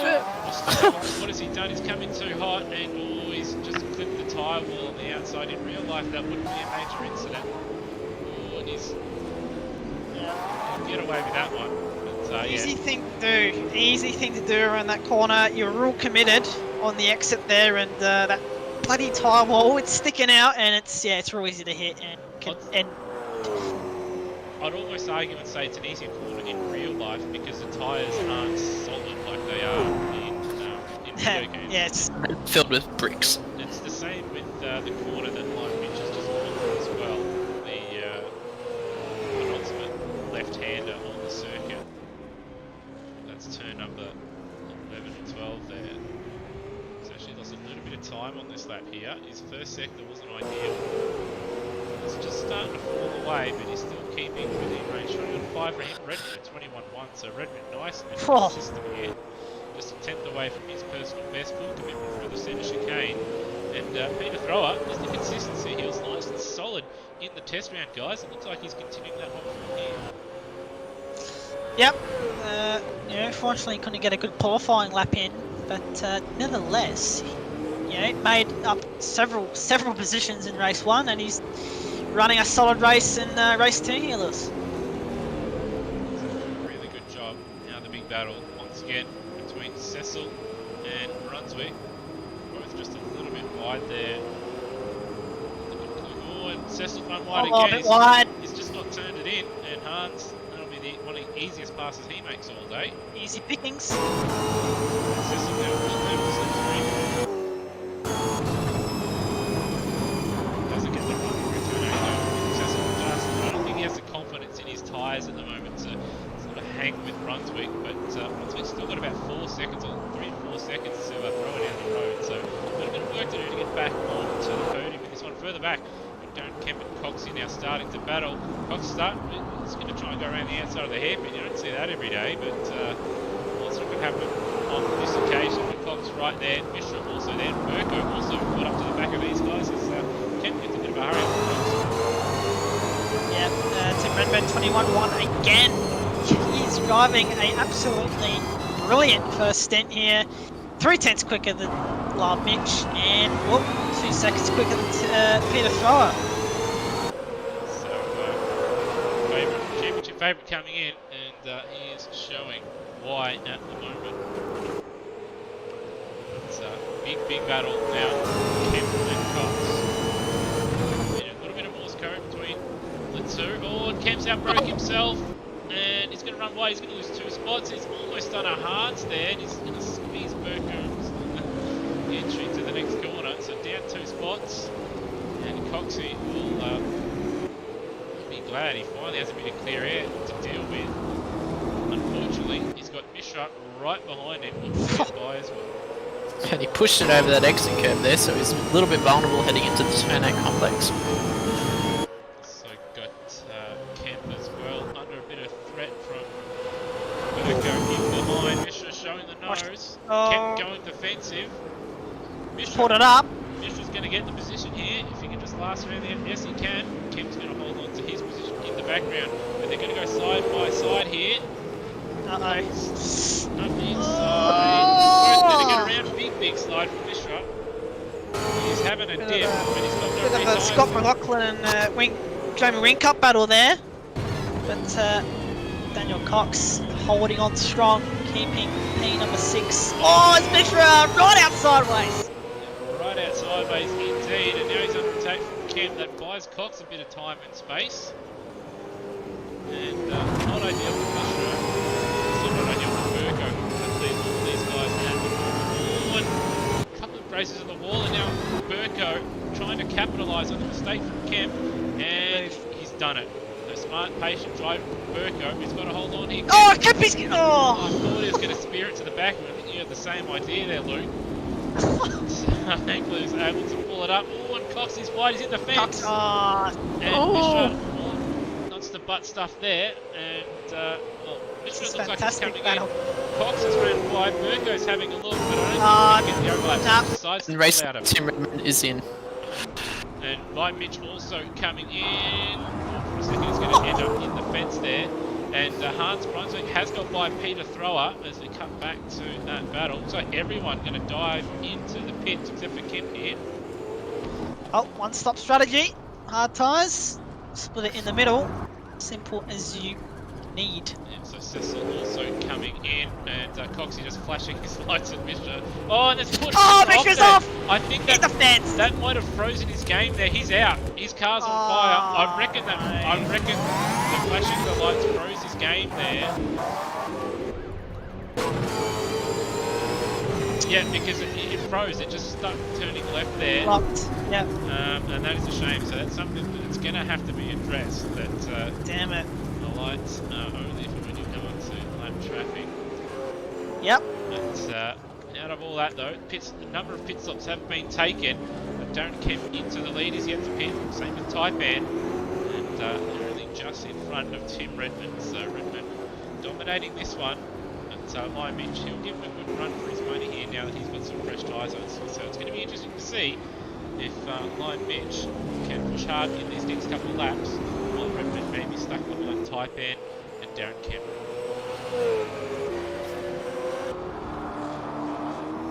Actually looks like he's lost a heap of time in the pit stops actually, so gap was only about 3.5 seconds. It's now blown out to about 6.2, so Ricky's added extra fuel as Redmond already up the inside of Taipan and back up into second place, and Lion Mitch goes on the wall, exit turn 8's not going to help. Peter Thrall has actually jumped Hans Brunswick in the pit stop sequence as well, and Steve Warwick yet to pit splits the two, so Hans, I mean, a very battle with Peter Thrower, who's not faster than him, but he's just making less mistakes than him at this point. Yep. Don't know what would have happened in the pits for Hans Brunswick. Maybe a bit of damage repair, Lewis. Maybe. Yeah, I don't. He's got front end damage, but I also say maybe he's added extra fuel. Maybe, I don't know. Miscalculation. Yeah, I can't put my finger on it. Wide at the final corner, so that he did have a fairly handy gap between himself and Steve Warwick, and that's come right down.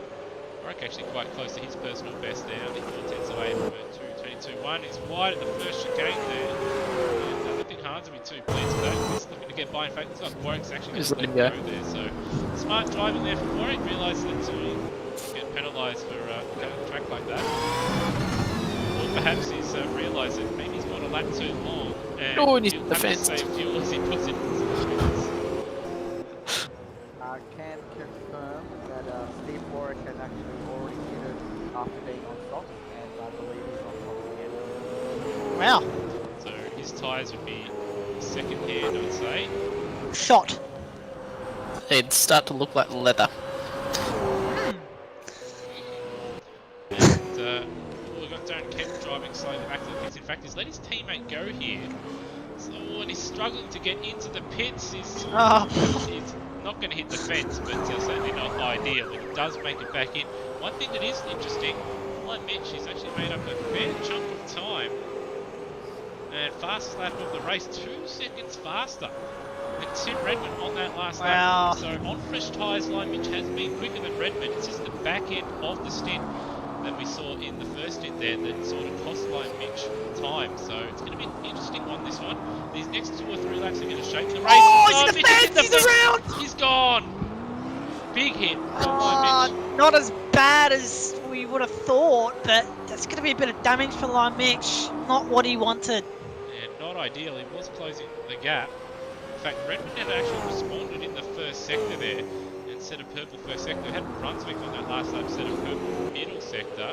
And he's actually got by Peter Thrower in the last lap also. So still a bit of movement at the moment. Warwick's got Cecil behind him now. Turbo after the early shenanigans. Looks like he's repaired his car because the front end looks a little bit better this time.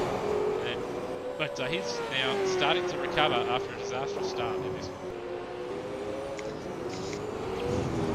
Now, I just got a hold on to Ujra about that issue that he had, and he said it wasn't a game freeze. It was just that he looked back in his mirrors for a second and he lost some rear. So, yeah, he just lost control. Disaster. As you see, Tim Redmond fastest lap of the race. And even... Actually, no, that was the last lap. So, Mitch there, 22.8. Pretty banged up car there. A few dents on that machine. We've got Warwick wide at the final corner. That's going to allow Cecil to go by. Got the Team 18 car of Kai Jones just leaving the pits there. And he's actually doing his personal best on that last lap at 21.667. Good lap. Unfortunately, he's already lost out to Hans Brunswick from podium position, but he's had a nice solid start to the season. Still got 5 laps to go, and you never know. In motor racing or even pixel racing, anything can happen, and he might find himself back on the podium. And it usually does. Yes indeed, Murray. So the next big battle we're going to see, Turbo and Warwick, although Warwick has to pit again, we'll be nearing. Look, he's up 8 spots. He's got a solid run in this one. I haven't seen too much of him, but it looks like he's avoided a lot of the carnage and in a solid shift. Got Burko back up to P9 now, and just trying to have a look at the lap times. He's running about 3 seconds faster just on that last lap, so he should get himself into P8 if he doesn't make any mistakes. But probably a bit too far away from Turbo to make up any time. Last lap, 20.4 for Tim Redmond. So that's about pretty 6/10 quicker than what the sort of lap times we've seen by him in this sort of section of the stint. So yeah, just excellent driving for Tim. Yeah, he's got some good wheels on that thing at the moment. Also, I've noticed Darren Kemp is down to 14th after the entire pit stop sequence. So unless there's another number of drivers on soft tyres that have jumped him. As you see, contact between Taipan and Cheese at the final corner there, and Cecil missing the pit entry. Yeah, Kemp had actually lost out quite a bit in the whole pit stop sequence there. That's Kai Jones penalty. A lot of drivers missing this pits. It's only happened a few times in real life. I remember in the Australian Grand Prix, Andrea Montomini in the Pacific, I remember missing the pit entry, and I think a few supercars drivers have made the same mistake in various races over the years. So yeah, it's a lot more in the sim I've seen. And we've got Pierre Roy just in front of Steve Rowe. Looks like he's had a bit of an adventure. He's got a bonnet on the full drive entry. Side. So you go a little bit further ahead. Looks like Locke's coming into the pit, so it looks like he's got a set of soft tyres on, and well, they're about to expire. So he's coming in. That elevates after Steve Warwick's pit stop. That elevates Steve Burko up into P7, and he's about 7 seconds away from the Terminator there.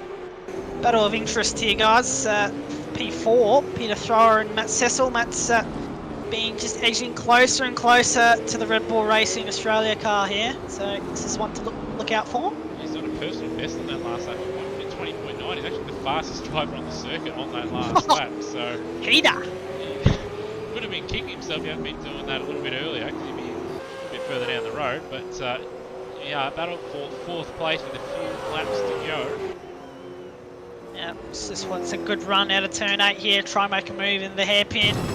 But Throw a bit more committed, but he hits the wall in the process. So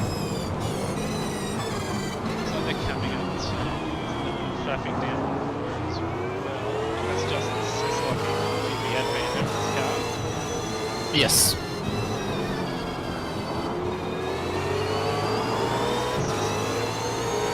It's close enough to have a look at the final corner, but he'll need a mistake.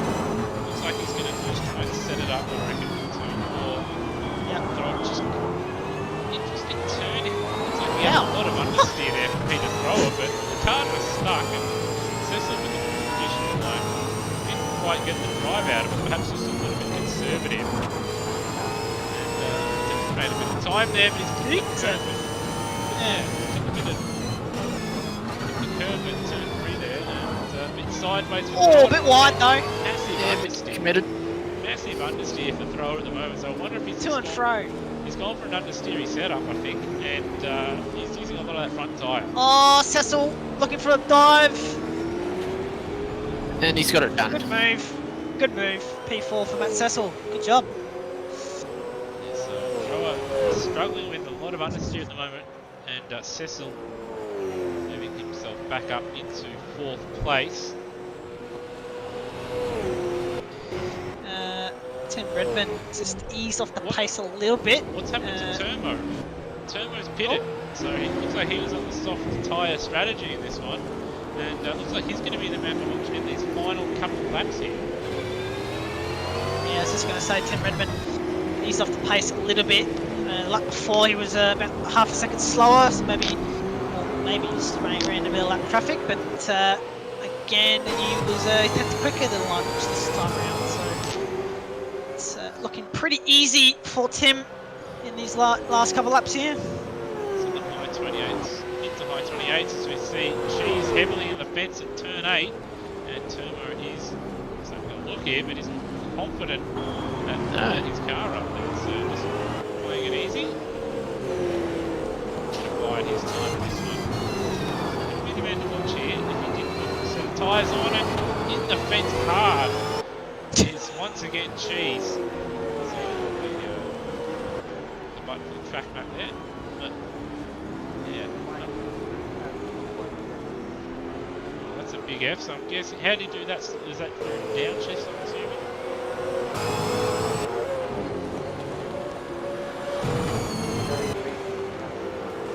Just see it there. He's in front of Roy and Jones, but you can see the DNF next to his name. And Turbo now could run through 3 again. Not quite confident under brakes, but he's going to get alongside. Cecil's around. Cecil's around at the hairpin. Oh, disaster. He's going to lose out to Burko, or he might lose out to Burko here. No. He's running well. He's got the pit cog up, so I wonder if he's got severe damage or puncture in that thing. Oh! I reckon, yeah. Oh, he's got a puncture. He's got a puncture, yeah. Has he hit on Kai Jones has been DQ'd now? Oh, and he's doing donuts.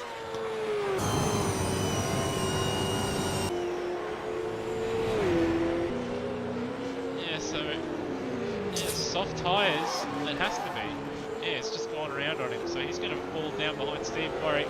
Darren Lap to Kemp, go. Type and Turbo might end up behind Lock and Cheese here. Oh! He's Steve around. Warwick had to take evasive action and he's off in the boonies in the last quarter. And he's got the fence. Oh, disaster for both and, drivers. And he's lost a bonnet too and all that, so Yep. Steve Warwick here. Yeah, that's unfortunate for Warwick. In the end, he hasn't lost a position out of it. He's on the final lap here, so we cut to Redmond as he crosses the line this time, and he'll go 2 from 2. I need to work a little bit harder for it in this one, but Lyle Mitchell will be kicking himself after a disastrous run in race number 1, but still takes home a very solid P2. Brunswick will come home in P3, solid 3rd place after starting well down the field, 21st after not being able to make race 1. So great effort from him. Good job. And well, Lucas jumped real car on the podium. It's a miracle. It's a video game. It never happened in real life. And Cecil's in fact got a penalty as well, so that'll drop him well down the field, down to 15. And Peter Thrower though, he will come home in 4th place. Burko, after the last lap shenanigans, will come home in P5 after it looked like it was going to be a pretty disastrous second race from there, but he's recovered nicely with a little bit of luck. But that's what you get when you don't throw it in the fence or try silly stuff going 15 laps on a set of softs or anything like that. Coxie will come home in P6. And we've got a big battle pack right behind Darren Kemp. Provided he doesn't spin it, he'll hold on. We'll have Steve Warwick for company in 8th Darren Kemp, place. the trolley train. The Kempy train. Always seems to have a number of cars behind him. Taipan could replicate his heroics from race number 1, but still a solid opening night from him. Turmo will be kicking himself with that late pit stop in the end there. He'll come home in 10th place with Lachlan right behind him, also a late hitter. Cheese is is pretty banged up. Every time we saw him, pretty much raising a fence somewhere, but still solid P12 in the end. And still got Rody here in the second LDM. Oh no, he's a lap down, so he's already done and dusted. So I think 2 13th places for Rody, but still solid points for him and the team. Justin Cecil home in 14th for Erebus Motorsport. Matt Cecil, after that late drive-through penalty from, I'm going to have to hazard a guess that he sped on his way into and out of the pits, coming out of the pit. Pierre Roy coming home, also lap down in 16th. And his car didn't finish with the bonnet, so he must have, or it didn't have a bonnet at some point in that race, so he must have come in to sort that one out. Houston, a late retirement with an engine failure. Mishra, as we saw or heard from a pit lane reporter, Peter Suraj, we indicated to us that he just was looking in his mirrors instead of looking forward, and fortunate for him because he was in a solid position. Cracker, also a retirement, and NZ Snipes also out, as well as Kai Jones with the DQ there. Don't know what happened there, perhaps a drive-through penalty didn't serve, but well, race 2 done and dusted. Redmond 2 from 2, but once again, fairly entertaining race up and down the field. Yeah, well, we would have expected less carnage related to tyre blowouts, but or after race 1, but yeah, we still saw a number of drivers having issues with soft tyres letting go on them. And we also saw like massive gains by Limich again, making up 16 positions, just let alone in the first 2 laps. So he's really carrying on his form from last season. Yeah, so Redmond, I think he scored in the back end of last season. When he did join, from when he joined the series, I think he scored the most amount of points out of everybody in the field, and he's continuing on that hot form. Do feel though Limich could have given him a better run for his money, but just got a little bit too greedy coming out of the exit of turn number 5, as we saw on the screen at the time. Clipped the wall, and in the end actually didn't lose too much time, but in real life had there been 100% damage, for sure he would have lost a wheel, but still solid second place after a pretty poor first race for Limich. He really made up for his costly errors in that first race, and yeah, made up for it, and made the best of the situation that he had. Yeah, so coming a mixed bag for him, a second place and an 18th place. But just looking at the standings that Pete has been going through, obviously Tim Redmond clearly in the lead in the standings, but going 2 from 2, and he's 51 points ahead of Burko. We've actually got Daniel Cox. He didn't finish on the podium. In fact, he finished in the same place in both races. But good old consistency. Coxie finds himself in 3rd place in the standings. Turmo in 4th place. Peter Thrower 5th place in the standings there, with nice 120 points there for him in race number 2. Taipan in 6th place. His weekend set up by that really good result in race number 1.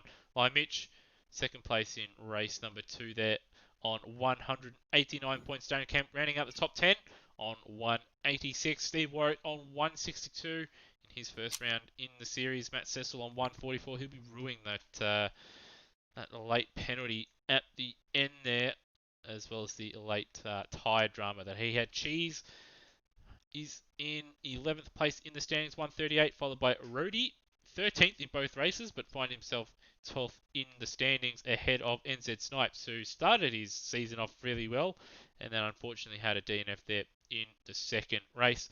Lachlan Lock on 129, equal with Snipes, but Snipes ahead by virtue of better, a higher best place finish and podium.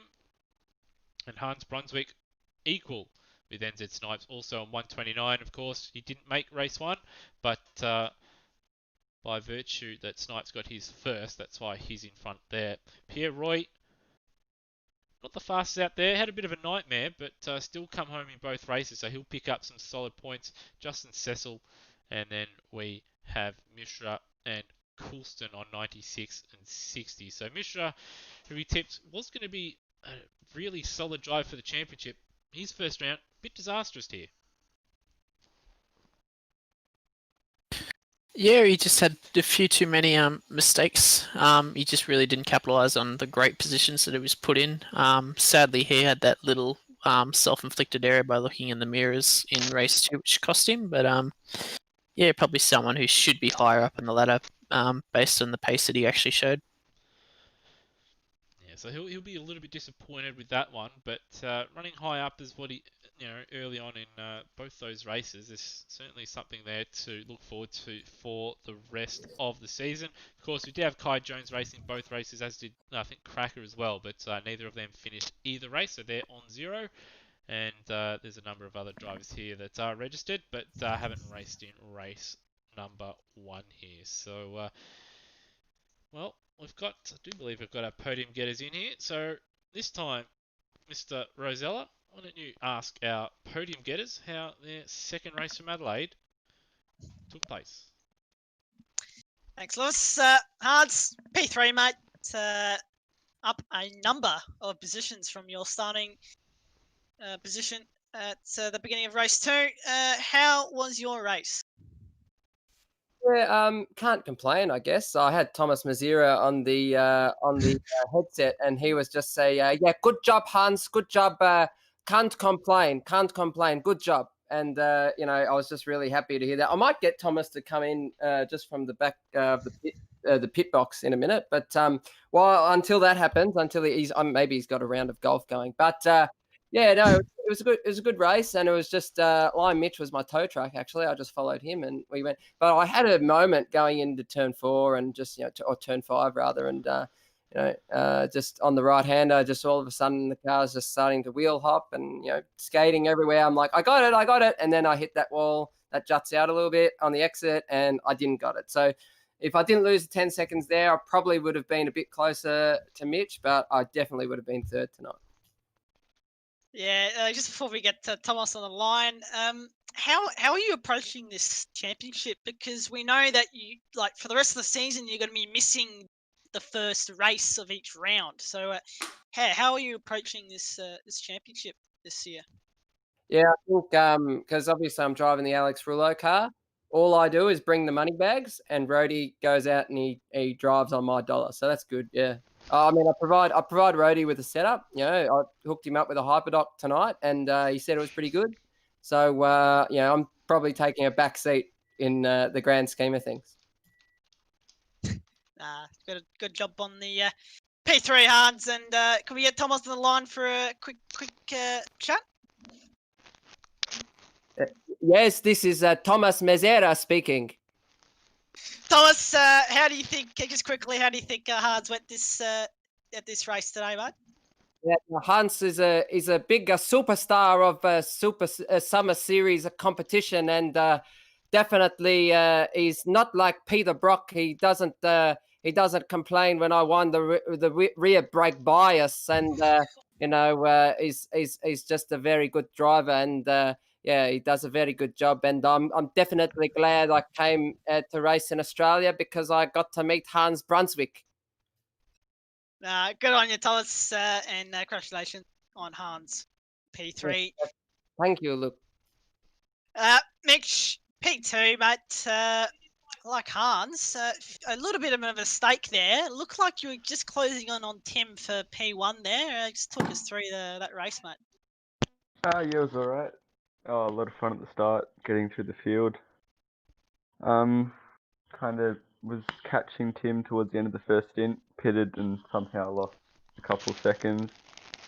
And then from there on, he kind of just had the pace of me. I made a mistake as well, hitting the wall, but it looked pretty cool, I think. So that's about it. Yeah, and I guess you could be reasonably happy with P2 after having a bit of a disastrous race 1 there.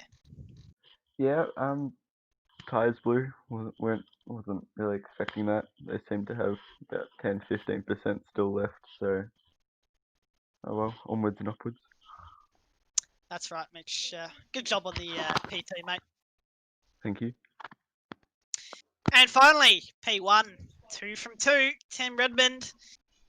talk us through those, first opening laps, getting through the traffic there, and onto your second win there. Hey, yeah, thank you. I got, I think, a much better start this time around than I did in the first race, and I somehow managed to pick up, I think, 3 or 4 cars before turn 4 or by turn 4, and so half the job was done at that point. It was just a case of getting around the rest and just trying to maintain a lead. And I think Limebitch did really well to try and claw back, because I think he started somewhere rear of grid. So well done on him to try and come back. And I just trying to stay out in front and use the tools to my advantage. So I did a little bit of fuel saving and slightly under fueled at the pit stop, which I think gave me a little bit of an advantage. And then unfortunately he made a mistake. So it was drive away from there. But yeah, pretty happy with the result. Yeah, we noticed at the beginning of each stint, Lime Mitch was quicker, but you just towards the end of each stint, you just got in a groove, setting some real consistent laps. Was that an advantage for you in that race, wasn't it? Yeah. I mean, call me captain consistency, but that's one of my goals for sim racing anyway. So just to be really consistent with my driving and my lap times and being fair and all that kind of stuff. So yeah, just worked out for me in the end, not overdriving those tires early. Yes, congratulations, Tim, on 2 from 2 in the first round of the Super 2 Summer Series. Good job. Thank you.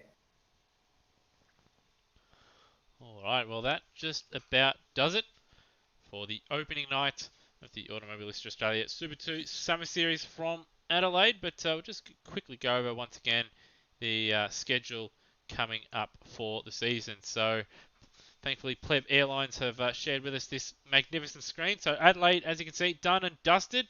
In 2 weeks' time, we'll have the first of the double round race nights from Tasmania and Phillip Island. So 2 races at Symmons Plains, 2 races at Phillip Island. Vastly different circuits, fellas, but the drivers, well, they're just going to have to adjust and hopefully do a little bit more tyre testing towards probably the Phillip Island round there, where the soft tyres might not last too long. Yeah, you'd be lucky to make 2 or 3 laps at Phillip Island with the tyre wear rate that we've seen tonight. So softs really won't be an option there, but Symmons Plains probably the cheeky one where you might get away with a couple of soft tyre races. Yeah, and the same with Perth, I reckon. The races there are going to be fairly, well, similar length, but because they're significantly shorter laps, you may see the soft tyre maybe viable for maybe a stint if you can make the hard tyres last long enough. So that's going to be something to look out for as the season goes on and the drivers start to figure out the tyres. But Luke, obviously we do know Redmond 2 from 2, but outside of Tim Redmond, who'd be your driver of the night here from Adelaide? Well, just want to mention, Audrey Mishra, just unbelievable moves in that race. Around the outside, some just absolutely brilliant moves. But I'd say Peter Thrower. Didn't set a lap time in the quali, but made a lot of positions in race 1. Kept it consistent and sort of took the same approach into race 2, and got a good result. Not a podium, but I'll certainly take a top 5 placing in a race at a circuit like that. Yeah, certainly very, very solid night for him. And Rossi, who'd you go with your drive of the night outside of course, Tim Redmond? Yeah, definitely outside of Tim Redmond, it's probably going to go to, for me personally, probably Steve Burko. Started 8th in the first race, then made his way up to 2nd. And then just in the second race alone, even though he started a little bit up the grid in the same position, but falling back to 20th, and then to get himself all the way back up to 5th or 6th in that range. To keep it clean through all the carnage that was in race 2. He gets that title for me. Yeah, so both drivers there, Peter Thrower and of course Steve Burko, outside of Tim Redmond, who of course took 2 from 2 and was flawless. Those 2 guys can certainly hold their heads up high and had a very solid start to the season. Obviously did see NZ Snipes also, he started his season off with a bang, but unfortunate disconnect I'm seeing here for race number 2. But anyway, that'll just about do us here. Rossi and Luke, as well as Peter, down in the pit lane. Thanks for joining me tonight. And yeah, hopefully we have just as big a crew next time out in 2 weeks' time, where the Super 2 crew will tackle Simmons Plains and Phillip Island. Catch you then.